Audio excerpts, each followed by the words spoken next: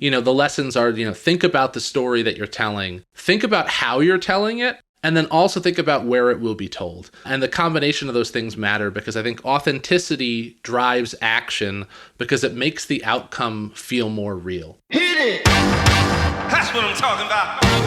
Wait! Okay, now, from the beginning. Hit it, boys. Welcome to Higher Ed Pulse, your Monday morning energizer covering insights and trends in higher ed marketing and enrollment. I'm Mallory Wilsey, bringing over 15 years of ed tech and marketing expertise to your earbuds. And I'm Seth Odell, joining the Pulse with my own adventures from leading marketing at top universities to founding Kanahoma, one of the industry's fastest growing digital marketing agencies. Each week, we bring you the kind of insider insights you typically only find over cocktails with your pals at a conference. It's fast, it's fun, and it's designed for you, the busy higher ed professional. You're not just listening to another podcast. You're checking the pulse of higher education. Higher Ed Pulse is part of the Enrollify Network, a robust collection of podcasts designed to help higher ed professionals like you grow. Explore our other shows at enrollify.org. Enrollify is made possible by Element 451, the next generation AI student engagement platform, helping institutions create meaningful and personalized interactions with students. Learn more at element451.com. Welcome back, everyone, to your next episode of The Pulse. Hey, Seth. How you doing today? I'm doing great, Mallory. It's awesome to see you. How are you? I'm good. Hey, we both just got back from our Disney vacations. So tell me, Lola's favorite ride, was it Cars? I actually think her favorite ride was the treats, but she did love everything. She kept up with the kids, Space Mountain in the dark, maybe not so much, but besides that, she was a trooper. But the snacks and the characters, I think, take the cake still for a 3-year-old. Hey, it still takes the cake for a late 30-year-old as well. Yeah. I had not one, but 2 French creamsicles at Epcot. And, there you go. If anyone's done that challenge where you get to drink around the world, I did have to tap out. But you tried. Valiant effort. It was a valiant effort. And indeed, as we teased last week, we have Disney on tap for today's episode. In fact, we're going to be diving, folks, into the world of Hollywood. We are. Man, it was the days when I lived 3 blocks away from the heart of Highland, Hollywood. Yeah. I miss it, but I also don't miss it. Yeah. We won't be talking about character costumes today, though. We are getting into some entertainment insights, and I'm actually going to kick us off. So Seth and I both happen to have a variety of contacts who work at various entertainment companies, who are responsible for all sorts of creative and advertisement work. And we wanted to bring some of those insights to you all today, just to get some inspiration and a look outside of our industry. So I'm going to kick us off. Sadly, I don't have a link to share because a lot of this is coming from an HBO insider that I know around advertisement and strategies for video. Yes. All right. Yeah, let's go. So the insights are largely around being contextually relevant to the space that you are in. So this is interesting. If you are a subscriber to Max and you are on that ad-supported version, you may notice, in comparison to some of the other streaming platforms out there, that Max uses this 8-second ad. They also use, very strategically, ads up front so that it does not interrupt the viewing experience. So Panera does this, State Farm does this a lot as well. They have a big campaign right now with athletes. But the insight here is to make it contextually relevant, these brands are actually taking credit for the fact that they are putting the ad up front, that it is short, and that it will not interrupt your viewing experience. So they are being very clear about this value exchange. Seth, what do you think about that? I love any contextual advertising that embraces the medium that it's in. And so I really like that. And I also just think that the more clever you can be, the better, because I do think the reality is what we're looking for in advertising first and foremost is awareness before action. And so you have to be interesting and you have to be entertaining. And so one of those things means you also do something different. One of the things to be curious about is, are they going to be doing this kind of ad in, 12 to 18 or 24 months? Or does it sort of run its course and it's a little less clever, a little less funny at that point? But right now, it's really relevant. It's really different. It's unusual. And so I think for all those reasons, it drives more value. It increases recall. So I love it. I think it's just a really great example of like taking the time to create more intentional ads. An example of that too would be years ago, Geico did these ads where they really embraced the 6-second skip spot in YouTube, and they tried to pack the whole ad into the first 6 seconds. And it was like a total failed creative thing, but it was funny. And it was another great example of like creating for the medium and really embracing the channel and the platform that's delivering the message. So anytime creatives take the effort to get to that level, I love it. And I think by and large, you see a positive return for doing so. Oh, absolutely. And the data supports that, which I'll share in a moment. But I think it all comes back to respecting the viewer, right? Respecting your audience. And you're putting an ad in front of them in a space where they would prefer to maybe be paying to not have ads in front of them. So the more you can deliver on that idea of respect and value to the audience, the better. And the insight that shorter ads actually do perform better. And so here's some stats to back that up. For those in-front ads, what Max will say, if you were calling them up and, asking them to be an advertiser on their platform, that the stats are going to tell you are that in-front ads that are short and contextually relevant do three things really well. There's a 316-point lift in brand awareness, a search lift of 1,617 points. Wow. And a website lift of 3,150 points. Wow. Oh, yeah. So when you are doing these very contextual, short, highly relevant ads to the audience, the lifts are crazy. It's actually driving people to take more action and go to your site. Now, here's a hot tip. I recently shared this with our Enrollify creator team on a recent town hall that we had. If you're putting a QR code in a video ad, that QR code has to be visible for 13 seconds. That is how long it takes for someone to see it, decide that they want to scan it, pull their phone out, get to the camera app, hold it up to the screen, and then actually scan that ad. Anything less than 13 seconds, and you are not going to get the conversion. And how often, Seth, do you see commercials where that QR code just flashes? Totally. Comes up at the end for a couple seconds like an extended end card. I have not heard that stat. That's really, really interesting, actually. Yep. Hey, everyone. It's Mallory. I'm hosting the Engage Summit this summer in Raleigh, North Carolina. The theme of the conference is AI Got You. We're not just talking theories. This conference is your guide to understanding and applying AI at your institution. By the end, you won't just get AI. You'll be ready to lead your campus through an AI transformation. It's for everyone who wants to use AI to level up everything you're doing. Whether your focus is to recruit or retain, the summit offers a platform to learn, network, and bring back actionable insights to enhance your student engagement strategies. I hope you'll join me and some of your favorite Enrollify creators in Raleigh on June 25th and 26th, like Jamie Hunt, Dustin Ramsdell, and Allison Tercio.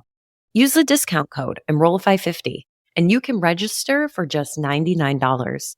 So join us at the Engage Summit this June. Learn more and register at engage.element451.com. We can't wait to see you there.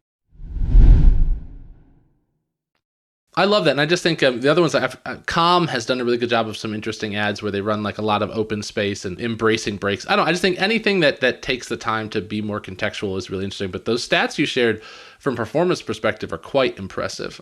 I'm going to have to rethink if maybe we need to slide some of our own partners in there, perhaps with performance numbers like that. One of my favorites right now is LL Bean. In the Max space, what they're doing is featuring their products with these 8-second breaks. And it's got language like take a seat and enjoy the show or escape the interruptions, right? Clearly contextually relevant to the location that audience member is in. Yeah. But what they're doing in these ads, like the take a seat one, you see people sitting in LL Bean chairs, relaxing and enjoying the view. That's great. The one that says escape the interruptions is a person just floating in a lake. So they're finding these really interesting ways to feature their products in such a subtle way. Yeah. But the stats clearly do indicate, that it's working. And on those ads in particular, the stats are that 67% say they appreciate the brand more. 65% say they've preferred that experience versus Wow. traditional ads. And 64% say they're enjoying the content more compared to traditional ads. Wow. That is really impressive. Yeah. Yeah. Very cool. So let's continue down this thread of respecting our audience and enjoying content and start Yes. leaning into a little bit more about storytelling. And here's where Disney comes into play. Yes, happy to share this story. So a longtime friend of mine, a buddy from back home, was part of the creative team that put out Disney's most recent campaign. It's called This Is Magic. It came out, I think, at the end of December, early January initially. Candidly, I hadn't seen it. And so he shared it with me. And it was a pretty profound impact on me. So if you haven't seen the This Is Magic spot, the main spot, the hero anthem, one about 90 seconds. Essentially, it's a campaign where they took real Disney fans and fanatics, actual people, they brought them to the parks and they filmed them over the series of several days. And they captured these moments that each time the moment appears that says this is magic. And so unlike the past where Disney was very fast paced, I feel like Disney from a theme park perspective previously sold excitement. If I was being reductionist, I would say sometimes they looked like a Royal Caribbean ad. It was like lots of action and things going on. And it was like, oh my gosh, come to Disney because there's so much happening. This is very drawn out, and these are real moments. So there's sincere, big moments like one person proposing to another. But there's my favorite moment was this young girl watching Frozen, and it's just watching her facial reaction as she's seeing the Frozen performance. There's this elderly couple riding in scooters with bubbles. And each time that these moments, they're all long, they're drawn out, there's natural sound. It's just, I think, a total departure from how Disney has approached marketing the parks in the past. And just really sincere. So before I unpack a little bit more of how they did it and what I learned from it, I just want to pause and get your thoughts, Mallory. I thought this felt very different from Disney, and it resonated with me big time. I loved the This Is Magic spot.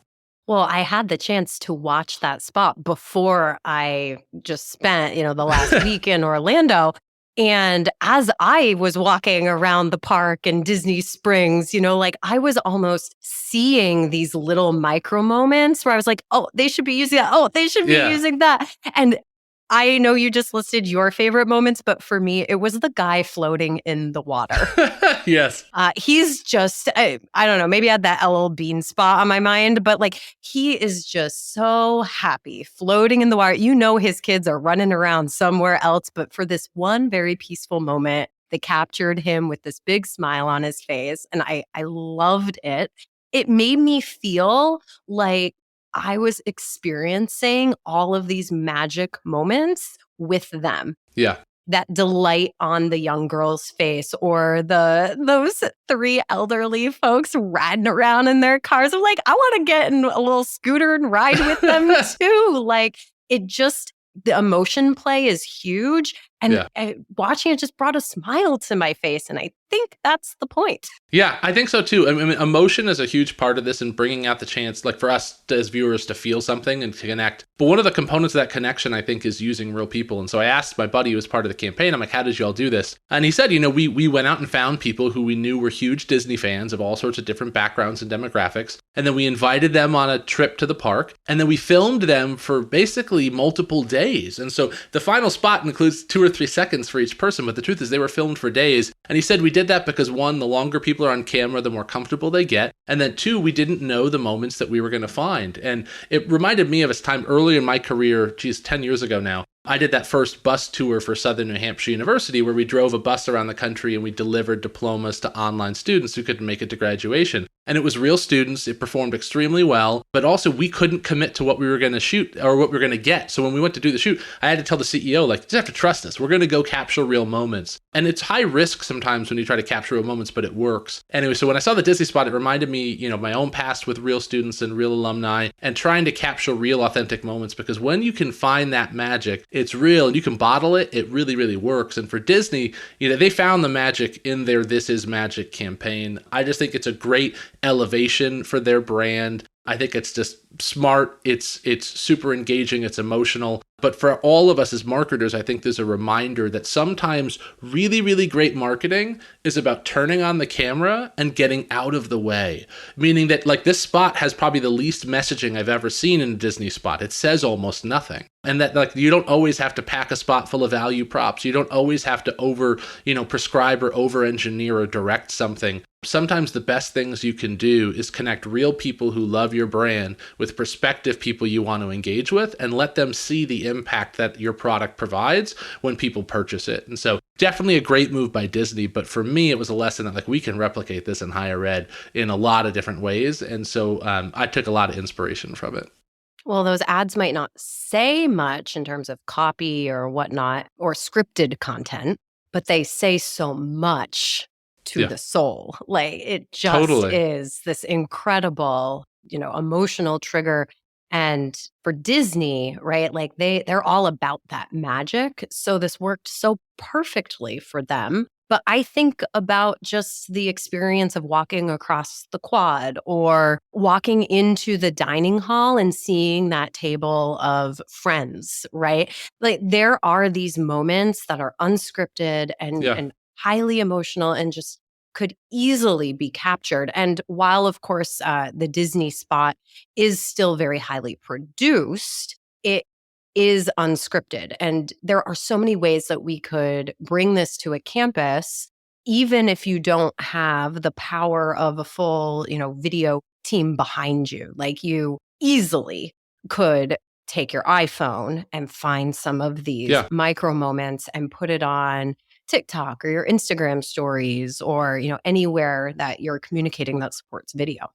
Yeah, absolutely. And so when I think back kind of on like what I've seen on the Disney side and how they pulled this off, as well as kind of the anecdotes you shared earlier in this, to me, the lessons are, think about the story that you're telling, think about how you're telling it, and then also think about where it will be told. And the combination of those things matter because I think authenticity drives action because it makes the outcome feel more real. And feeling is the important thing, I think. And one thing I always remind my teams of is that great Maya Angelou quote, which is, that people remember how you made them feel long after they forget what you said, essentially paraphrasing.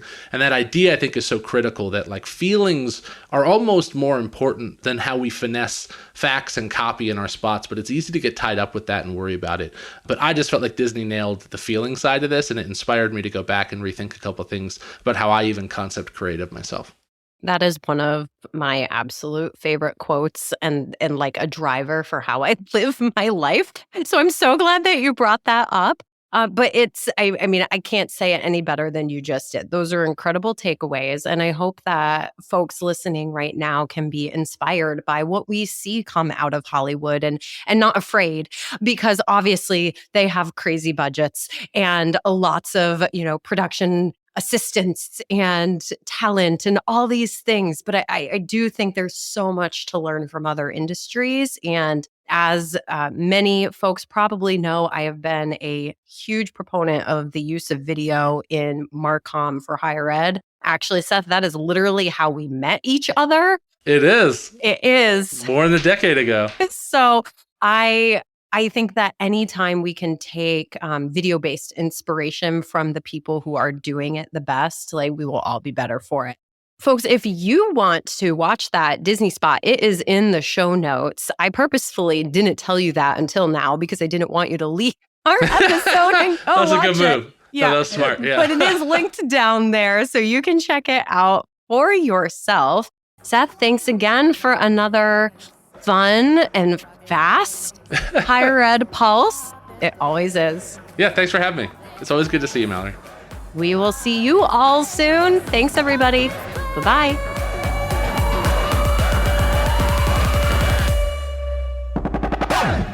The Higher Ed Pulse is part of the Enrollify Podcast Network. If you like this podcast, chances are you'll like other Enrollify shows too. Our podcast network is growing by the month, and we've got a plethora of marketing, enrollment, and higher ed technology shows that are jam-packed with stories, ideas, and frameworks, all designed to empower you to be a better higher ed professional. Our show helps higher ed marketers and admission pros find their next big idea and features a selection of the industry's best as your hosts. Learn from Brian Gross, Eddie Francis, Jenny Lee Fowler, and so many of your favorite leaders in higher ed. Enrollify is made possible by Element 451, the next generation AI student engagement platform, helping institutions create meaningful and personalized interactions with students. Learn more at element451.com.